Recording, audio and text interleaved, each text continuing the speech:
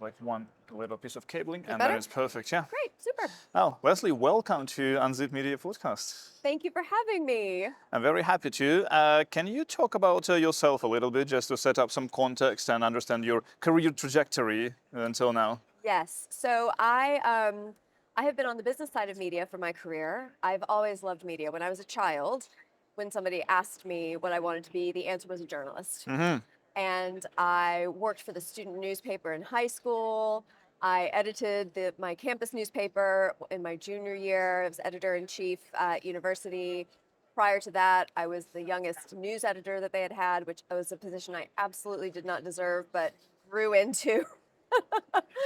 I then was the news editor for the campus radio station my senior year at university. And then, much to my parents' chagrin, I turned down 2 jobs as a journalist in 2001 when I graduated from university, because for some reason I just had this sense that that wasn't the path I needed to take. I floundered for a while after that because September 11th, 2001 made all the entry-level jobs vanish. But then when I did find my way into my career, it ended up being on the business side of media. I started working with a publisher when I moved to San Francisco in 2005. It was focused on cybersecurity, and I worked with publishers, or not, we were the publisher, but I worked with cybersecurity researchers and companies to help them get their white papers and webcasts and podcasts or whatever they were back then out and able to reach the right people that they wanted to reach. And around the time that I was working there, I was recruited by TechCrunch and found myself at the epicenter of startups and media in San Francisco, working with Heather Hardy first, who was the CEO of TechCrunch, and then Ned Desmond, who has been very, very long time in media as a journalist and then as a COO. And now I have founded a new publication, which is digital, called Resilience Media, which is dedicated to startups, security, and defense. Right. And at TechCrunch, you also were very involved with the events part of things, right? So yes. you actually, you were, your last position, if I'm not mistaken, was the head of international events. Yes, so I ran the global events business first.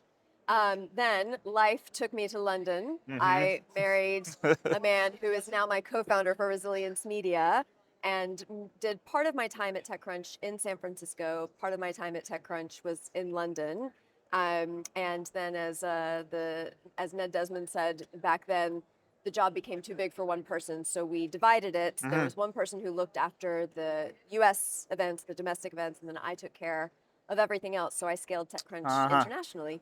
That makes sense. And now with Resilience Media, I believe you also had an event from the get-go, right? Yes. To go with the publication. Yes. Well, there was the event before there was the publication. So we, for various reasons that are personal and professional, my husband and I had been watching, with great concern, following the full-scale invasion of Ukraine, and really felt like startups had a much larger role to play in the defense of our democracy than they might be aware of, and that government, military, investors, policy, and industry primes could include startups more in the defense of our democracy, and they just needed to understand why that was important.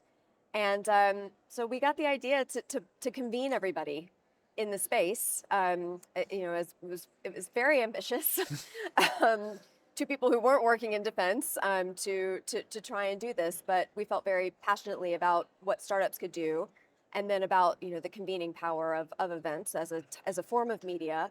And because of my background, we decided to start with a conference first.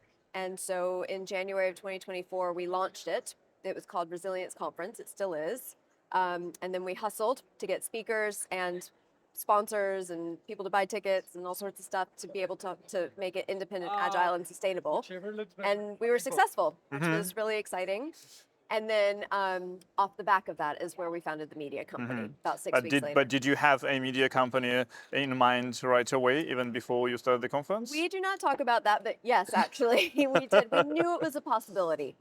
We had examined, we were very thorough. We wanted to do some competitive research because if we were going to try and fund this from tickets and sponsorship sales, then we needed to understand if that was going to be possible. And so looked around at what other media companies might be doing in terms of events, and what other events might be doing in terms of media, and realized there's actually a hole that we could potentially fill. And then just took some time to think, are we the right people to do it? And we decided if nobody else was, then yes, we were. This is rather commendable. There are very few people, I think, who think about it in these terms, whether whether they are the right people to be doing what they're doing. So this is really great. And so, what is now the mission of Resilience Media that you founded it with? So we care very much about democracy and defending that. We are very well aware, as our founding principles, that the last 80 years of relative economic peace and prosperity is a very short period of time in the grand scheme of things, and requires safeguarding.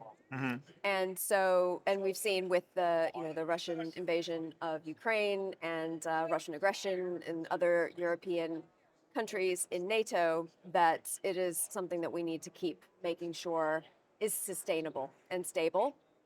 And media is a product of democracy. Startups are a product of democracy, and we feel like, given the time of the peace dividend, shall we say, that's been lost, and that we need to be able to talk more openly about why it matters. I'm American, and we value our freedom and our democracy as a culture very, very strongly, because we talk about it a lot in our education system, and in the day to day. You see somebody in uniform, and as an American, your response is thank you for your service, and that is not necessarily how people respond to men and women who serve in Europe, but it is something that we would like to bring to the forefront of people's awareness, and also how startups can be a big part of that outcome. Right, and but then like the question is, where is the line between being a journalist, being by definition often critical to things, where is the line between that and actually having a mission that has to do with definitely rooting for one side? That's a great question, and it's something that we talk about a lot internally, and with people, because it is a genuine question, and we do bring the journalistic skepticism to our work. We don't want to be a mouthpiece for startups, government, military, anything like that's not. We're not here for PR, but so what we do is try to get to the bottom of questions. So we did a piece recently about a British Army exercise in Kenya that went awry for one of the startups that was involved, and was published in the FT. And the angle that the FT had taken is that, highly funded startup backed by Peter Thiel does drones and loitering munitions, had a terrible outcome in Kenya. And it was mainly about balance sheets, valuations, and big names. I mean, it's the FT for you. Right.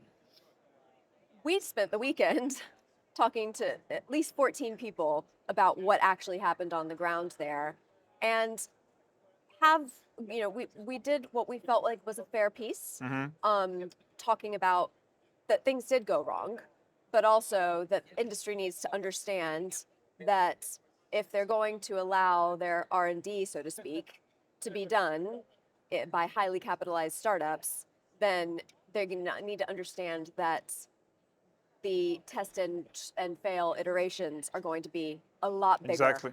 in this particular space.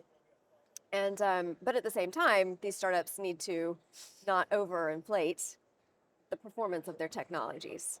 And that's the line that we walked in that particular piece, because also national security is something that we have to think about as well, and that if we publish things that would be advantageous to our adversaries, or harm national security in some other way, that we can't be complicit that way. So there's, there's a tension that we have to navigate, and we're frankly learning as we go. Now, yeah, I've long been really curious with this like self-censorship aspect of defense and security coverage, and I do see it happen like a lot across the board, and and it's of course there's a reason for that, right? There is definitely a reason for that, but I just really wish that everyone was a bit more self-conscious around these things, and I see that you've definitely been thinking about it, which is quite great. We try, we try and do, we call it security first journalism. But it's very much like if we were reporting on cybersecurity. You don't, if you know there's a vulnerability, you don't report out on that No, vulnerability exactly. before you give the company an opportunity to catch it. Um, and um, and so there's that push pull between it, but then you absolutely do report on it when it's Yeah, time. yeah. And so when you founded the media outlet, you definitely did leverage your TechCrunch Rolodex, so to say, because like right now, your staff writers in particular, they're mostly, if not entirely, former TechCrunch staffers. So how did that go? Did you just like start reaching out to people you knew from your TechCrunch times and asking whether they would be up for this new nice gig? It was an interesting experience. So in my time at TechCrunch, I had a very unique role because I was the most senior person in the leadership team that was living outside of the States. And so when I worked with the editorial team, I worked with them in a different capacity. I took them to a lot of different locations. Some had very big security risks. Others were just a good time. To help them navigate these regions, to be able to help their reporting for later, to leverage relationships. And so I had a really a strong relationship with a lot of the writers from TechCrunch because of that. And but I will say that when we started doing resilience media, I was nervous about approaching them to come and work with us, because at TechCrunch there was, while I was there at least, the impression that the editorial team did not want to get involved in anything that was like defense, and just didn't have relationships with those founders and didn't cover the topic. But when we first had the idea for Resilience Conference, I tested it with a writer who was on staff at TechCrunch at the time, who I had known had occasionally covered this topic, and that person said, "That's a good idea. You should do that." Okay. So that was a good signal. And then, it's really interesting how fast things are changing in the industry. From July of 2023, when we had the idea, to June of 2025, when I sat down with Ingrid London, the former managing editor of TechCrunch, and said, "Would you like to come and do this with me?" So much had changed in public consciousness about why defense was really important, that it wasn't, as challenging to ask people to come and write about something that might be uncomfortable, even a year before, 6 months before. And it also so happened that TechCrunch Europe basically ceased to exist in the meantime. Yes, yes. I joke that our business model, as TechCrunch's business model was changing, we had some enough capital to be able to bring people on. So John Biggs is writing with us, Ingrid London, Carly Page, Paul Sawyers. And then we also have contributions in editor at large capacity from Natasha Lomas and Jonathan Cheever. Yeah, this is an amazing like an all-star crew, I'm really pretty lucky. much. They're all amazing. No, it's really good for you. And so you used to be mostly involved with the commercial side of things. What's it like for you now? Are you more involved in editorial now, or do you still sort of keep more on the like sponsorship, sales, commercial, business, revenue side? I'm over both. So in the more traditional publisher capacity, maintaining the integrity of the brand, and overseeing all aspects of it, and share that role with my husband and co-founder Toby Stone. And uh, you know, I really love the editorial angle of it. So I am very much involved in helping shape the conference, and then working with Ingrid with on the she manages the writers, and then working with her and Toby on what it is that we want the stories to be for the week, the month, etc. But I love for us to grow so that I can you know not be less hands-on, because I think a founder is a unique role, but to encourage others to step up in different ways is my goal as we grow Right. as a company. And do you have any clear division of functions between yourself and your co-founder? Not really. We do and we don't. So he is, I've heard this now from quite a lot of co-founders. He's incredibly strategic, grand vision type. His brain makes it very capable of looking at things as a whole, and seeing how all the pieces work together. I'm incredibly operations focused, I, and Sounds perfect. it's a nice balance for sure, and know how to make things work, building something from nothing, and so it's a good partnership. And how do you assess your competition? Like, do you have a lot of competition actually in your niche at this point in Europe and elsewhere? It's a busy space these days. Um, Platforms like Substack have made it really easy to be able to start writing or to monetize writing, and you know uh, we watch in a collegial way those types of publications. We link to them. We we look at the things that they're covering and get inspiration for sure. Then there's the startup angle. There's a lot of startup publications still, or companies that cover startups, but they're more generalist, and so we're constantly noting what they're doing as well. And then there's some ones like us that are smaller and incredibly niche, incredibly focused, who are also raising small amounts of capital to be able to scale. And even though we're in the same space, we're all covering it differently. And so we've had some of those journalists on our stage, either interviewing people on panels or participating in panels, because we just think the more people covering this, the better. Because we still there's a lot of influence that needs to happen, and media has a really unique place to be able to do it. Are you looking for external funding at all to just to grow faster? We closed a small amount of funding in the summer. Um, you know, I don't know the answers to that anymore, because we always want to grow, but it's mindful of what we Yeah. can, because it's not like when TechCrunch was valued at $30 million and sold to AOL. It's a completely different time, different landscape, but we we do have a committed path, and we have the things that we could do if we had a lot behind us, and the things that we can do if we don't have anything behind us, and it's navigating that balance. Covering defense, at least the way I understand it, and I'm not a professional defense journalist, covering defense often comes down to basically access journalism. Because you do need to have this relationship with an MOD or whatever other authority or organization, government or otherwise.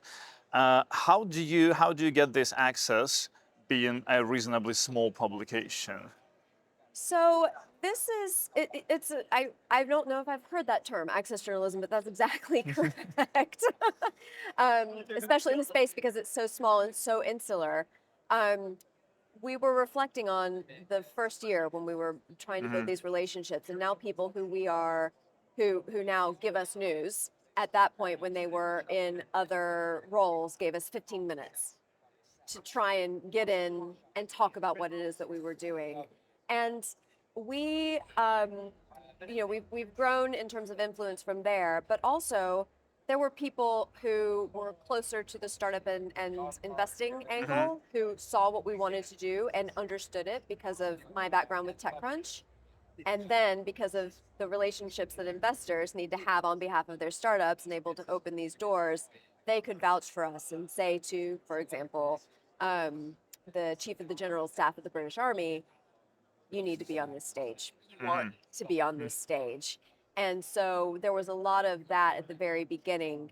The the the awareness within startups and venture that this was going to be something akin to TechCrunch Disrupts in terms of importance, that they should they should use their influence to get others to buy Right. into it, who had no idea what TechCrunch Disrupts was or why it was important. Exactly.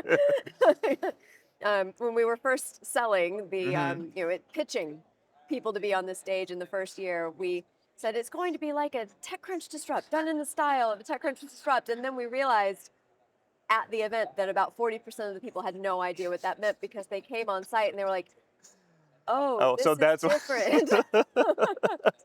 Yeah, that's what we were trying to tell you. So we had to, the explanation of what we've been trying to achieve is modulated for different audiences. And when it comes to the business side of things, how big a part of your revenues comes from the event, Right now, all of it. and how do you see it moving forward then? Hopefully, a better split. So the investment that we took was to scale the media brand. Mhm.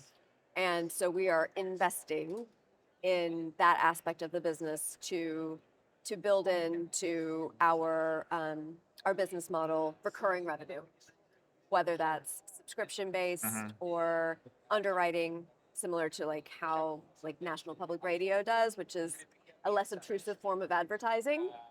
I'm not sure I Um, understand fully what it means. yeah, so it's kind of what you hear on podcasts now. It's Mhm. been where a podcast host says, and now we're going to Like, hear from, or not, they say in their own voice, like host-read ads, post basically. read ad, Mhm. right? So it flows through Mhm. the program and is a supporting aspect of it, but isn't, doesn't distract Mhm. Mhm. from Mhm. what we from the actual programming itself. And so that's in my mind less ads Mhm. and more underwriting in that way to be able to maintain the level of the look and feel that we want to Mhm. have on the publication. But then there's also revenue from YouTube and things like that Yeah. that we're exploring as well. Right. And the funding, was it a VC funding or was it more like debt? What was the best way to structure funding for media? It was angels. Hmm. And it was angels who are across defense, media, and venture. But we are not a venture backable. We're not going to be a unicorn. So No, exactly. This is this was the point I was trying to make. Like, what is the best way for media at an early stage to get some funding in order to invest it again in growth and into getting at least somewhere close to profitability. basically, what we realize is that we're almost an ecosystem play Hmm. for people who are in venture, but it's an angel investing into us. They understood what we're trying to accomplish and that this is an important aspect of it. Also, we built into all of our agreements that they will have absolutely no say over the editorial, all the Hmm. firewalls we put into place to make sure that we would maintain our editorial integrity because a lot of them have investments that then we will be Hmm. covering. Or, they won't appear on our stage just because they're an investor. Everything is earned. Everybody who appears on our stage has earned media. Um, but it was a bit of a tightrope to walk. And we turned away some funding from people who weren't Right. going to understand that. And you are not disclosing the angels' names. Why is that? It's for security Hmm. purposes. We, there's a lot of eyes on the industry, and they're not all friendly. And so quite a lot of them had said, I don't want to be named. Hmm. Um, and then we realized that actually we'd rather protect them than make a splash with perhaps a larger name being able to provide us that type of credibility. It was enough just to have had the investment. Have you experienced any criticism towards the company, towards the initiative? No, not that somebody, not that people have told me. Um, No, I not haven't heard much either, so this is why I'm no, curious. no, not yet. I mean, there is time. There's always time. And I had Mike Butch like an hour ago in this chair, and I was asking him, in his view, if he had unlimited resources, how many people, how many journalists would he hire to cover European tech? And he ended up with a number of, I think, about 40. So, like, if you had like an unlimited budget for the newsroom, how many people do you think you would need to cover the scope that you're currently looking at? I would want a writer in every country. So for you, Every geographic access is very important. geography access is incredibly important. For defense, it's such a fragmented market. It's such a nationalistic just by its very nature. People want to be collaborative, but they also have to maintain national security. It's really hard to navigate. Yeah. So, and then it's incredibly opaque. If you aren't bought in with somebody like the head of the British Army or similar, then it's just impossible to really navigate the system. And so for me, it would be about having regional access. We do have a writer in Taiwan. I would like more writers in Ukraine. We would like to have a writer in Australia. But really that breadth and depth of NATO. And then, somebody in San Francisco, somebody in LA, Seattle. I mean, the idea of like, how do you really navigate Yeah. it is so far spread that a centralized location is really hard to cover from. Right. No, this was a great conversation. Leslie, thank you so much for taking the time and answering my questions. And I'm wishing you all the best with Resilience Thank Media. you. Same to you. Thanks for having me. Thank you.